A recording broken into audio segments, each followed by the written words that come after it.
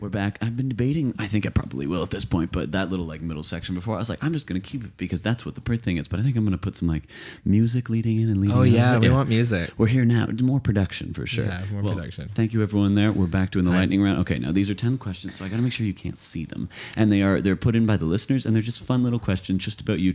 Everyone knows that they're kind of like lightning round fast questions. So... not too much thought. Just go for it. Okay. Okay, cool. So first question, if you could be any animal, what would it be and why?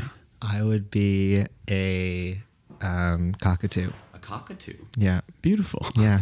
I was given that animal. That one was your spirit animal? Yeah. Love it. Do you have, and I mean, this could be, let's say pre-show, if it was when you were performing, and now maybe pre-rehearsal, because those are a bigger thing for, say, a director and stuff like that, a meal that you like having? Ooh, maybe something like pasta, something with lots and lots of carbs, trying to get me energy. Yeah. Cool. What are the first lyrics that come to your head? 1, 2, 3, go. Somebody hold me too close. Yes, company. I'll take it. That's awesome. Oh, geez. If you could have any superpower, what would it be and why?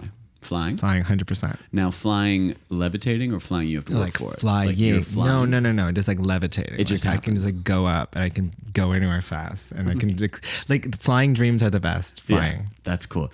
Do we have that conversation around? I remember I was chatting with someone about like lucid dreaming and stuff like that. No, what is that? Have you ever tried it? So it's this thing. It's people can make themselves fly in their dreams because it's a way you wake yourself up in the middle of the night. It's like active dreaming. It's realizing you're dreaming and then being able to control your own dreams. Oh, that's so cool. Yeah, and there's like ways into it where you. I do that to like divert from a bad dream. Yeah, exactly. Like I wake up and I'm like, don't think about that. Yeah, exactly. Well, it's almost the same thing, but you like wake yourself up in the middle of your night and then you go back to bed, close your eyes, but then you say, I'm awake, I'm awake, I'm awake, and you just try and keep doing that, and eventually you get into this weird state.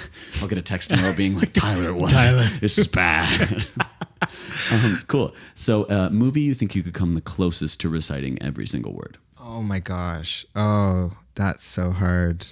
Maybe like Mean Girls. Yeah, that's a classic. Is it a classic answer? Well, it's not a classic answer, but I will say I know a lot of those. I was a bit of a sham and pretended like I had seen Mean Girls for like 4 years through Sheridan because everyone loved it. And at that point, I felt like when I watched it, I did know all the words because all the bits I had heard before. Yeah, I knew them all from. I know some of the in-between bits. The in-between bits, the logo. That's funny. The hipster bits, like the B-list bits. The B-list bits. Okay. Favorite musical theater song sung by someone of the opposite gender. Oh. Like, what do you mean sung by someone of the opposite gender? So, sorry, a song that would be stereotypically sung by someone of the opposite gender that you identify as. Maybe like Being Alive? Wait. You're saying lady song, woman song. What's a lady song that I want to sing? Just that you really find a powerful I thought you were saying a song that ladies usually sing that like is a man's song. I see what you're saying. That's a tough question. I would say a song that I love, even like Being a Lady. It's not from a lady.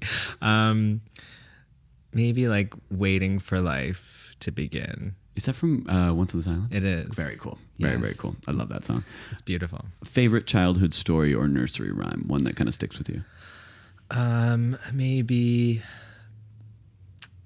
Alice in Wonderland. Cool. Yeah. Did you read that as like a kid growing up and stuff? Yeah. And I always like really loved the Disney film. It was like very... it was very important. Like I loved the fantasy in it and like the ridiculousness. It's interesting too how it kind of because that's a very specific, I would say, maybe even a little bit darker kind of like Disney kind of world. I feel like a lot of Disney films are actually quite dark. Quite dark when you listen back, but it's a very, because I remember Alice in Wonderland used to freak me out. Like it was like it's very strange and very interesting. Yeah, the Queen of Hearts is terrifying. Yeah. She's cutting off people's heads. Yeah.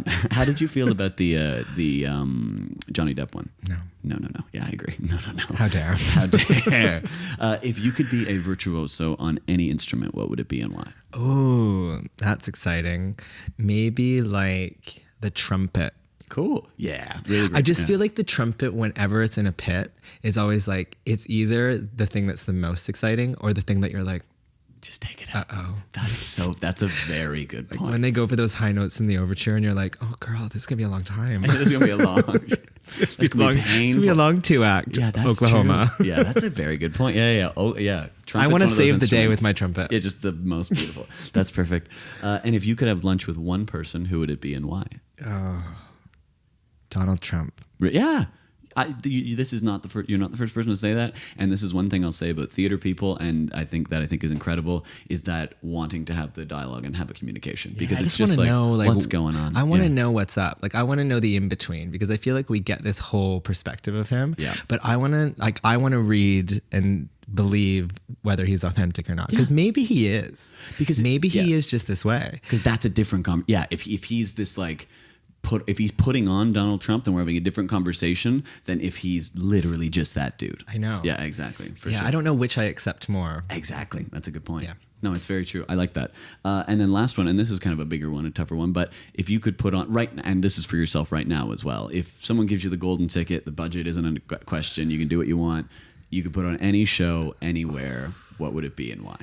It's so tough. I would probably put on a new piece of theater. Yeah, cool. I would probably do an adaptation. That's sort of what I'm kind of getting more into now. Maybe an adaptation of,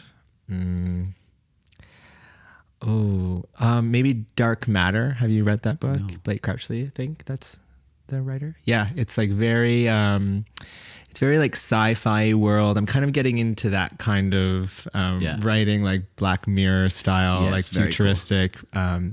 And yeah, it's basically somebody who keeps going into like different dimensions, and he loses his past life and then has to like find his way back. Sweet. Yeah. So maybe something like that. That'd be very cool. I mean, it's interesting now too, that like, because tech is becoming so much a part of our lives, it's also becoming so much a part of our art now, which I think is interesting. Like, it's not tech or what science or whatever it might be, because it's so much more in the mainstream and content is so much more available on it now. It's moving its way into arts in ways that aren't very stereotypical, you know what I mean? It's not robots and this or that. It's like just new metaphysical and interesting ideas that are being explored, for sure. It is. Wonderful. Well, on that note, great lightning round. Thank you well so done. much. I'm just going to turn this off and then we'll finish this up. Bye.